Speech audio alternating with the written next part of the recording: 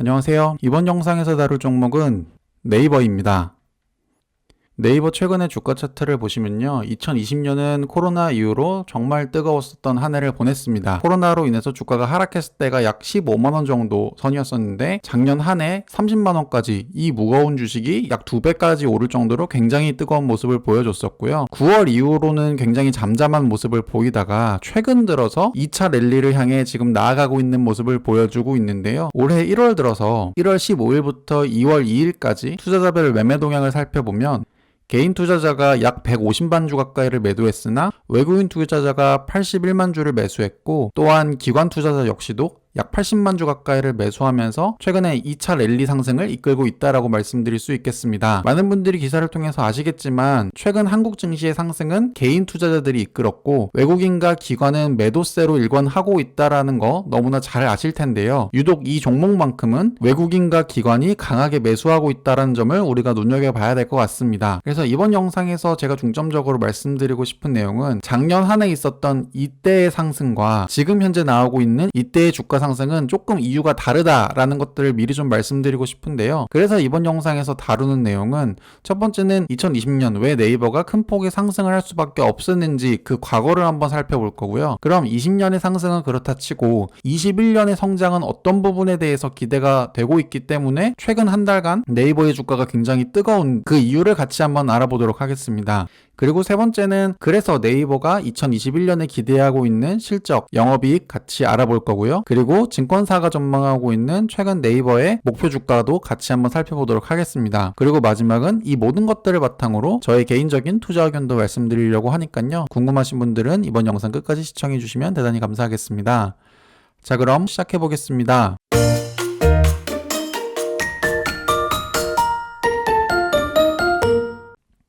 이번 영상은 세 가지 섹터로 나눠서 말씀드리려고 하는데요. 첫 번째는 2020년에 보여줬던 놀라운 네이버의 성장을 같이 한번 알아볼 거고, 이 부분을 이해하면 2020년에 네이버가 왜 그렇게 주가가 뜨거웠었는지를 이해하실 수 있을 거라고 생각합니다. 그리고 이번 영상의 핵심이 되는 내용은 바로 두 번째, 그러면 최근에는 어떤 부분에 대한 기대가 더해져서 주가가 올라가고 있는지를 말씀드릴 거고요. 아마 이 부분이 이번 영상에서 다루고 싶은 핵심 내용이 될 거라고 생각합니다. 그리고 세 번째는 마지막으로 네이버의 향후 실적과 현재 증권사 애널리스트들이 생각하고 있는 네이버의 목표 주가도 같이 한번 알아보도록 할게요. 자, 그럼 2020년에 네이버엔 어떤 일이 있었는지 같이 한번 살펴보도록 하겠습니다.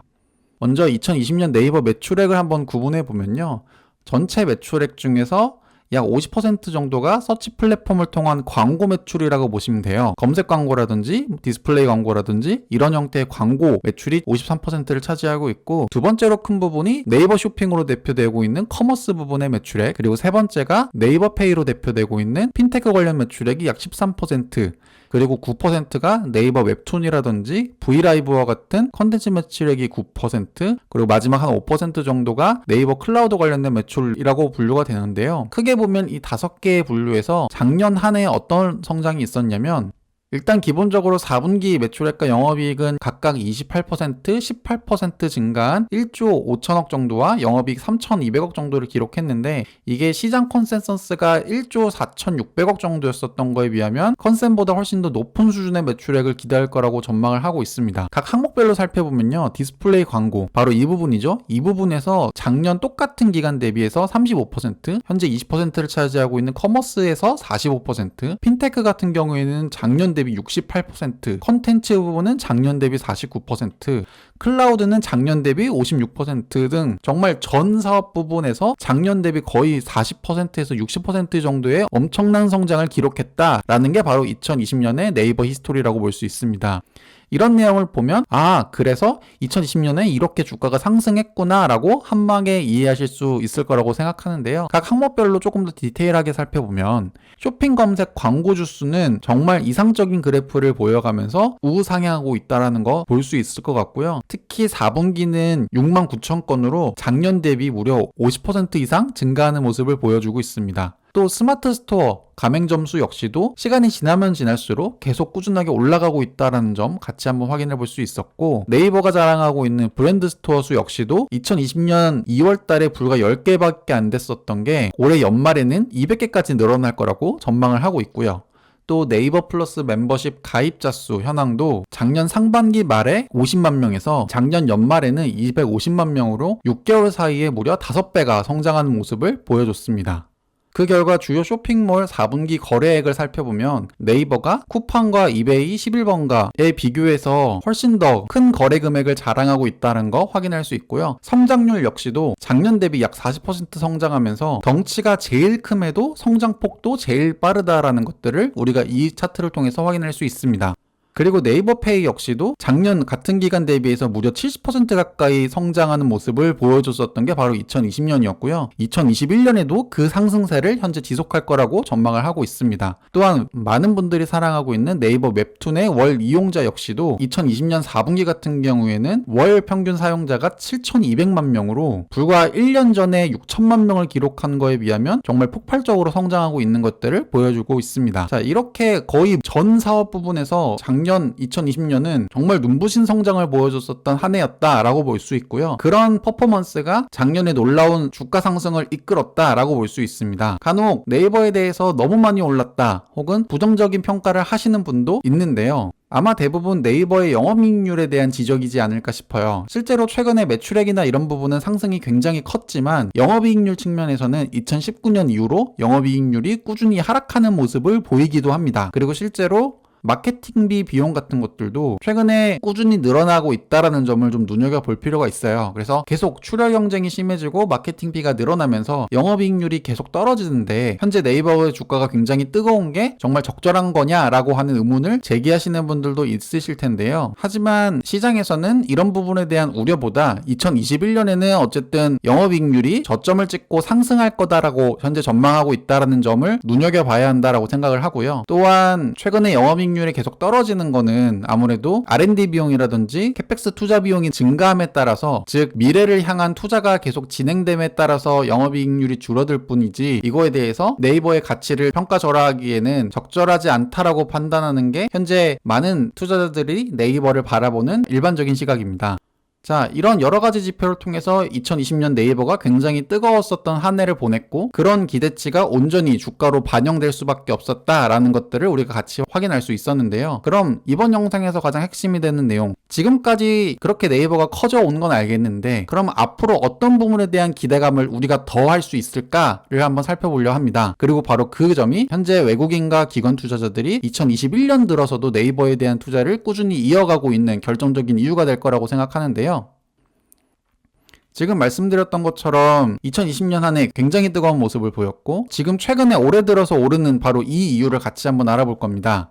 먼저 들어가기 앞서서 현재 일본 메신저 사용 현황을 한번 살펴볼 필요가 있는데요. 우리나라에서는 카카오톡이 거의 국민 메신저로 사용되고 있지만 일본 같은 경우에는 네이버 라인이 우리나라의 카카오급과 맞먹는 수준의 이용자 수를 확보하고 있습니다. 일본 같은 경우에는 우리가 많이 하고 있는 유튜브라든지 트위터, 인스타그램, 페이스북보다도 네이버 라인을 이용하고 있는 사람들이 압도적으로 많은 것들을 확인할 수 있는데요. 이 추세는 2016년 이후부터 꾸준히 이어오고 있다는 점을 눈여겨봐야 합니다.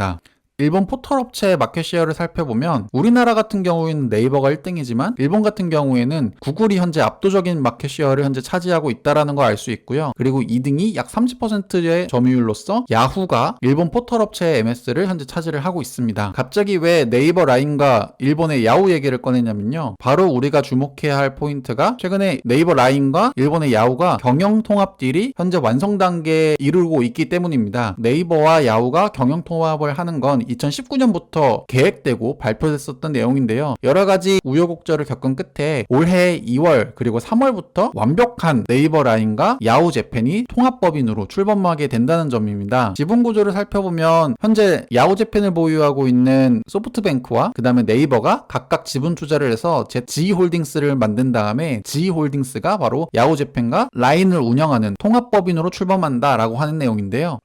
이는 생각보다 일본에 큰 영향력을 행사할 수 있을 거다라고 전망을 하고 있습니다. 라인은 2020년 3분기 말 월 평균 이용자가 1억 6,700만 명에 달하는 동아시아 주력 메신저 플랫폼이고요. 일본에서만 약 8,600만 명으로 일본 인구의 70%를 커버하고 있는 1위 메신저로 한국의 카카오톡에 준하는 위상을 갖춘 메신저입니다. 여기에 통합 월 이용자 수 5,100만 명의 야후가 더해지면서 일본 인구의 110%를 커버하는 최대 플랫폼 사업자가 태동할 것이라고 전망을 하고 있고요. 합산 매출은 20년에는 약 1조 4천억 엔으로 네이버 매출의 약 3배가 달하는 거대 인터넷 사업자가 된다라고 전망을 하고 있는 거죠. 그러면 야후와 라인의 사업 분야를 살펴보면 거의 흡사하다는 점을 눈여겨볼 필요가 있어요. 야후와 라인 모두 커머스 부분과 광고, 그다음에 금융, 핀테크, 콘텐츠 이렇게 굉장히 사업 분야가 많이 겹침에 따라서 이 시장 자체를 독과점 혹은 과점할 수 있는 매우 매력적인 포지션을 이 두 업체가 합병을 하면서 잡아낼 수 있다라는 점을 현재 투자자들이 많이 주목하고 있다라는 걸 우리가 알 필요가 있습니다. 조금 더 들어가기 앞서 일본 특유의 아날로그 감성을 확인할 필요가 있는데요. 작년 12월 1월 기사입니다. 일본 은행에서 아직도 사용하고 있는 디스켓, 우리나라에서는 유물 수준이라고 하는 이 기사를 보면 지금은 찾아보기도 힘든 바로 이 디스켓을 작년 말까지도 일본 은행에서 사용하고 있다라는 점이에요. 기사 내용을 조금 더 살펴보면요. 일본 은행의 플로피 디스크의 사용을 종료하는 움직임이 진행되고 있다라고 전하면서요. 지난 11월 30일 작년이죠. 지방은행 플로피 디스크의 사용 종료라는 제목으로 플로피 디스크 제조 종료 등을 이유로 사용 종료가 진행되고 있다라고 전해졌습니다. 그러니까 이 플로피 디스크를 사용하지 않는 게 더 이상 플로피 디스크를 생산하는 업체를 찾기 힘들어서 종료했다라는 거예요. 그만큼 일본은 아직도 디지털화가 굉장히 안 되어 있다. 전통을 굉장히 중요시하는 문화가 가진 대표적인 단점이라고 볼 수 있는데 이렇게 변화가 느리고 디지털화가 안 되어 있다라는 점, 우리가 일본 시장을 바라봐야 하는 첫 번째 이유가 될 것 같은데요. 또 다른 기사를 보더라도 요즘 시대의 팩스, 도장, 쌍안경, 일본은 굳이 왜? 라고 하는 작년 11월자 기사를 살펴보면요. 스가 요시히데 일본 총리가 1990년대 아날로그 구식 행정을 디지털화하겠다고 공언한 가운데 효율성 낮은 정관계 코미디 행정의 민낯이 여실히 드러나고 있다 라고 하면서 국회의원과의 정보를 주고받는 방식이 팩스에서 이메일로 바뀌었냐라는 물음에 86%가 그렇지 않다 또는 전혀 그렇게 생각하지 않는다라고 답했습니다. 한 30대 공무원은 이메일로 보낸 것과 똑같은 자료를 팩스로 다시 보내라 하는 얘기를 들었다고 할 정도로 우리가 최근에는 이메일로 많이 문서를 보내지만 일본은 아직도 팩스를 통해서 문서를 주고받는 것들을 이어오고 있다는 점이고, 더 나아가서 일본의 구시대적 행정 관행이 어제 오늘 일이 아닙니다. 대부분의 일본 회사들은 결제 서류에 도장을 찍고 도장을 꼭 찍어야 하는 정보 절차도 1만 가지가 넘는다. 특히 지난 4월 도쿠시마현은 고속도로 나들목 등에서 외부 차량 유입 정도를 조사하면서 쌍안경이나 맨눈으로 차량 번호판과 차종을 식별한 뒤 종이에 수기로 결과를 기재해 실소를 자아내기도 했다라고 합니다. 바로 이 사진인데요. 이 사람이 이제 쌍안경을 들고 차량 번호판을 확인하고 번호를 불러주면 바로 이 사람이 종이에 받아 적는 형식이죠. 우리나라 같으면 사실 상상도 못하죠. 우리나라 같은 경우에는 이미 카메라가 다 설치되어 있고 카메라가 자동으로 번호판을 인식해서 거의 모든 프로세스를 전산화로 무인능이 다 처리하고 있는데 일본은 아직도 이런 방식으로 업무를 하고 있다. 바로 이런 점을 우리가 좀 알고 네이버를 이해해 볼 필요가 있습니다. 자, 그럼 아까 보셨던 야후와 라인의 사업 분야, 커머스와 광고, 금융, 콘텐츠 이 부분에서 어떤 시너지가 날 수 있을지 같이 한번 살펴보면요. 일단 일본의 비현금 결제 시장 추이를 먼저 전망해 볼 필요가 있습니다. 바로 이 부분이 네이버와 야후가 갖고 있는 바로 핀테크, 네이버페이와 페이페이가 될 텐데요. 2020년까지도 신용카드 결제액과 QR코드, 전자머니 등을 결제하는 금액이 약 80조 엔으로 우리나라로 따지면 한 800조 정도 되는 건데, 우리가 눈여겨봐야 되는 포인트는 비현금 결제 비중이 2020년까지도 약 30%가 안 된다는 점이에요. 우리나라 현금 결제 요즘 많이 하시나요? 거의 대부분 신용카드나 체크카드 혹은 뭐 삼성페이, 네이버페이 이런 것들로 결제하는 게 일반화된 요즘마저도 일본은 대부분의 사람들이 아직도 현금 결제를 하고 있다는 점입니다. 실제로 비현금 결제 시장 침투율을 국가 간 살펴보면 우리나라 같은 경우에는 이미 현금을 보기 힘들 정도로 거의 100%에 달할 정도로 비현금 결제 시장이 커진 반면에 일본은 아직도 2019년도 기준이긴 하지만 아직도 20%대에 머물 정도로 그만큼 변화가 느리고, 반대로 네이버 입장에서는 아직도 할 비즈니스가 굉장히 많다라는 점이에요. 일본의 주요 비연금 서비스 등록률을 살펴보면 이 부분에서 현재 압도적인 1등이 아까 보셨던 야후의 페이페이, 그리고 2등이 네이버 라인페이입니다. 즉 이 두 업체가 통합 경영을 하게 되면 전자페이 시장의 압도적인 선두 위치로 설 수 있다라는 점이 야후와 네이버 라인의 통합 경영의 향후 전망을 굉장히 긍정적으로 하게 되는 이유가 될 수 있다라고 생각합니다. 자, 또 다른 부분인 온라인 쇼핑몰 시장을 살펴보면요. 최근 들어서 이커머스 시장, 이 파란색 부분이 커지고 있는 것들을 확인할 수 있는데요. 속도는 굉장히 더디지만 매년 약 8% 정도의 꾸준한 상승을 기록하고 있는 것 현재 볼 수 있습니다. 국가별 온라인 쇼핑 지출 비중을 살펴보면 우리나라 같은 경우에는 전체 소비 중에서 비대면 소비, 온라인으로 지출하는 소비가 굉장히 많은 편에 속해요. 이는 우리가 중국이나 미국, 경제 규모를 생각해 봤을 때 상당히 큰 편에 속한다라고 볼 수 있는데, 아직도 일본이 갖고 있는 현재 시장 규모를 봤을 때 굉장히 차이가 많이 나고 있는 상황입니다. 그래서 이 시장 역시도 향후 잠재력이 풍부하다라고 볼 수 있고요. 그 부분을 봤을 때 이커머스 현재 플랫폼에서 현재 1위 업체가 라쿠텐, 2위가 아마존, 그리고 바로 3위가 통합 지홀딩스, 야후와 네이버 연합이라고 볼 수 있는데요. 눈여겨봐야 할 점은 이 빅3의 비중이 점점 늘어나고 있다는 점. 2015년에는 빅3를 제외한 나머지 기타 점유율이 약 60%였다면 최근 2020년 같은 경우에는 45%로 점점 이 빅3의 점유율이 높아지고 있다는 점을 우리가 눈여겨봐야 되고요. 두 번째는 1등인 라쿠텐과의 격차가 서서히 줄어들고 있다는 점도 눈여겨볼 필요가 있습니다. 2015년까지만 해도 라쿠텐이 20%고 네이버와 야후가 10%가 안 되는 수준이었지만 현재는 2015년 대비해서는 격차를 서서히 줄여가고 있는 모습 우리가 확인할 수 있습니다. 그래서 일본의 온라인 쇼핑몰 시장이 커지면 커질수록 결국 야후와 네이버 모두 매출이나 영업의 증가가 이어질 수 있다라고 기대할 수 있다라는 점을 우리가 생각해 봤으면 좋겠고요. 광고 시장 역시도 비슷한 흐름이에요. 광고 시장 전체로는 그렇게 큰 폭의 성장을 현재 기록하고 있진 못하지만 우리가 눈여겨봐야 될 부분은 이 파란색 부분, 온라인 광고 시장은 전체 마켓이 그렇게 빠르게 크지 않음에도 불구하고 이 온라인 마켓 광고 시장은 최근 들어서 굉장히 빠르게 크고 있다는 점을 눈여겨봐야 되는데요. 일본의 온라인 광고 시장 전망을 살펴보면 최근에 급격하게 성장하는 것뿐만 아니라 모바일 비중이 굉장히 높다라는 걸 확인할 수 있습니다. 아까 보셨죠? 네이버의 라인이 일본 내 모바일 시장에서 강점이 있는 플랫폼이라는 거 우리가 확인할 수 있었고, 네이버가 우리나라에서 굉장히 잘하고 있는 네이버 검색 광고라든지 디스플레이 광고를 바로 일본 시장에 녹여서 성장할 수 있겠다라고 하는 것들도 우리가 기대할 수 있습니다.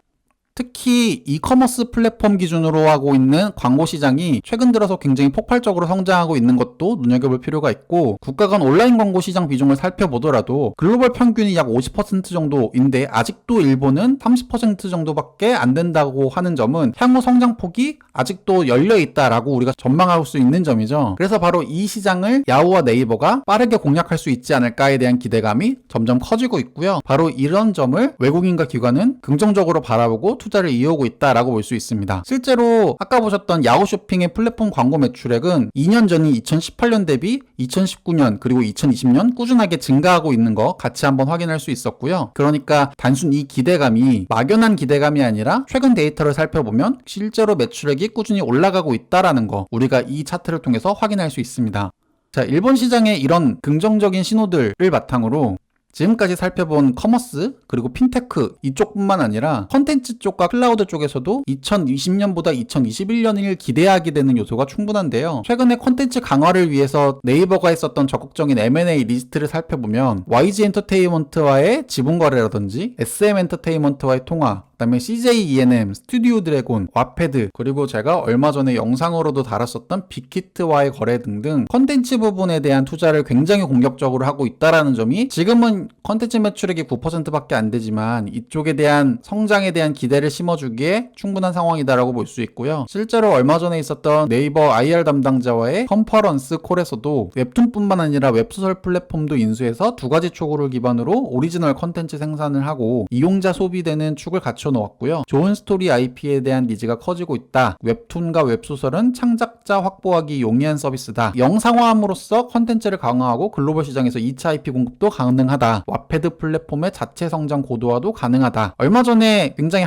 핫한 인기를 끌었던 스위트홈도 사실 네이버 웹툰 IP를 통해서 진행됐었던 사례가 있고, 최근에 방송하고 있는 여신강림이라든지 머니게임, 간 떨어진 동거 이런 것들도 지금 현재 하고 있거나 곧 영상화돼서 제작이 반영될 거라고 전망을 하다 보니까 지금은 약 10%밖에 안 되는 컨텐츠 매출액도 2021년에도 꾸준히 기대해 볼 만큼 성장 스토리가 탄탄하다라고 우리가 확인할 수 있습니다. 또 핀테크 부분도 내년부터 본격적으로 강화된다라고 볼 수 있는데요. 본격적인 매출을 이끌지 않을까라고 생각을 합니다. 2020년 6월 달에 나왔었던 네이버 통장도 사실 사람들의 반응이 굉장히 뜨거웠다는 걸 생각해 봤을 때 본격적으로 여신업에 진출하는 것도 눈여겨볼 필요가 있습니다.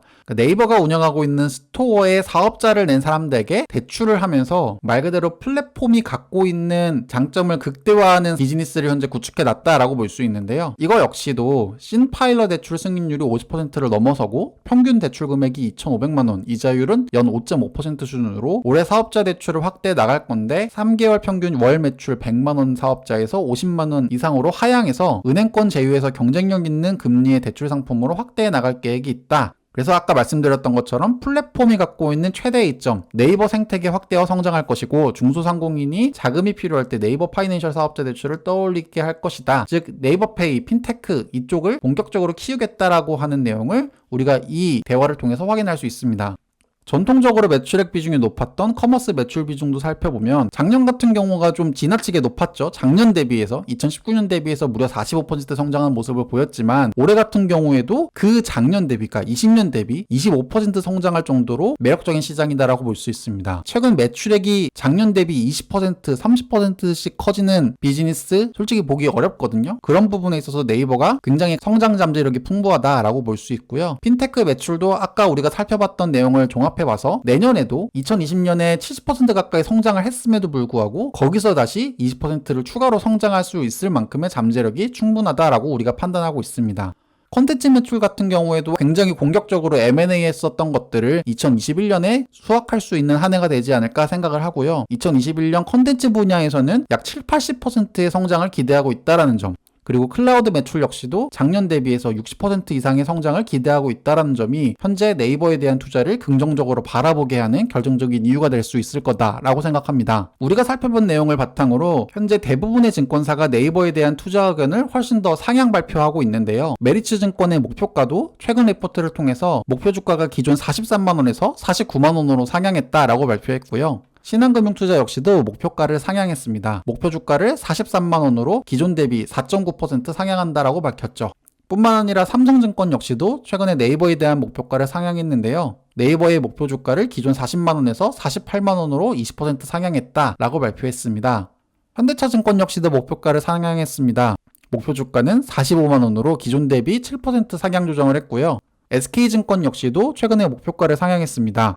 주가 상승 기조는 2021년에도 지속될 것이다 라고 전망을 하고 있고 네이버의 목표 주가를 기존 36만원에서 44만원으로 22% 상향 발표했습니다. 또한 메리츠증권 역시도 목표가를 상향했습니다. 투자 의견 바이를 유지하면서 적정 주가를 47만원으로 상향했습니다. 자, 지금까지 네이버가 2021년에 어떤 성장 잠재력이 있는지 같이 한번 알아봤고요.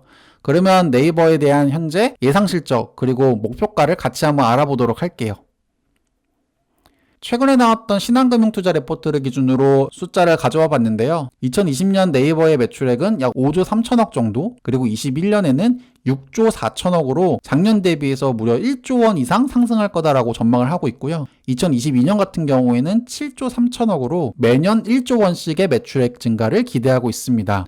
영업이익을 살펴보더라도 2021년에는 영업이익이 1조 2천억, 21년 올해 같은 경우에는 1조 3천억, 22년은 1조 6천억으로 영업이익도 해마다 꾸준히 증가할 거다라고 신한금융투자에서는 바라보고 있습니다. 분기별 예상 매출을 살펴보면 작년 4분기는 1조 5천억으로 마감할 거다라고 보고 있고요. 1분기는 1.5조 원으로 작년 4분기 대비해서는 소폭 하락하지만 2분기에는 1조 5,600억 정도, 그리고 3분기에는 1조 6천억으로 2분기부터 본격적인 매출액 증가를 이어갈 거라고 보고 있습니다. 주가가 보통 3개월에서 6개월 정도 선행한다라고 봤을 때 2분기가 본격적으로 매출액이 커지는 시기다라고 예상을 한다면 지금 주가가 오르는 거 충분히 자연스럽다고 우리가 생각할 수 있고요. 분기별 예상 영업이익을 살펴봐도 4분기가 3,200억, 1분기가 2,900억으로 작년 4분기 대비해서 소폭 하락하지만 2분기는 3,200억, 3분기에는 3,400억으로 마찬가지로 영업이익도 2분기부터 본격적으로 상승할 거다라고 전망을 하고 있습니다. 이런 내용을 보다 보면 최근에 주가가 굉장히 뜨거운 거 자연스럽다라고 생각할 수도 있는데요. 아까 잠깐 보셨지만 최근에 목표 주가를 일제히 상향하고 있는 네이버 각 증권사별로 목표 주가를 자세하게 살펴보면요.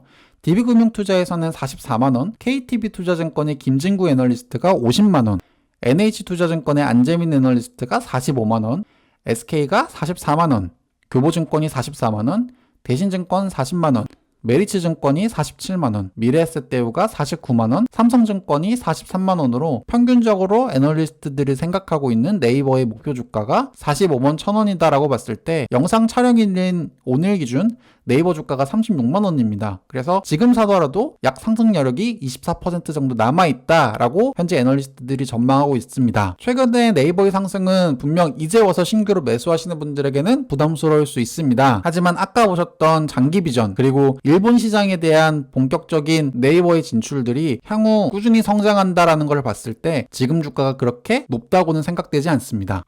이번 영상을 정리하면 2020년에 네이버가 어떤 실적에 놀라운 성장이 있었는지 같이 한번 알아봤습니다. 광고 부분에서도, 커머스 부분에서도, 핀테크 부분에서도 네이버는 거의 전 사업 부분에서 2020년 작년 대비 50% 넘는 성장을 보여줬었고요. 그럼에도 불구하고 2021년 성장폭이 아직도 남아있다는 것이 엄청 매력적입니다. 특히 올해는 일본 시장에 대한 매출과 성장이 기대된다는 점이 현재 기관과 외국인의 투심을 자극하기에 충분하다라고 볼 수 있고요. 작년 대비 안정적으로 성장할 거다라고 전망을 하고 있고 목표가 같은 경우에도 현재 기준으로 적정 주가와의 어느 정도 괴리가 있다라는 점에서 안정적인 수익률을 가져갈 수 있는 매력적인 종목 중에 하나가 네이버가 될 수 있다라고 생각합니다. 이번 영상 여기까지입니다. 여러분의 투자에 많은 도움이 되었으면 좋겠습니다. 시청해주셔서 대단히 감사합니다.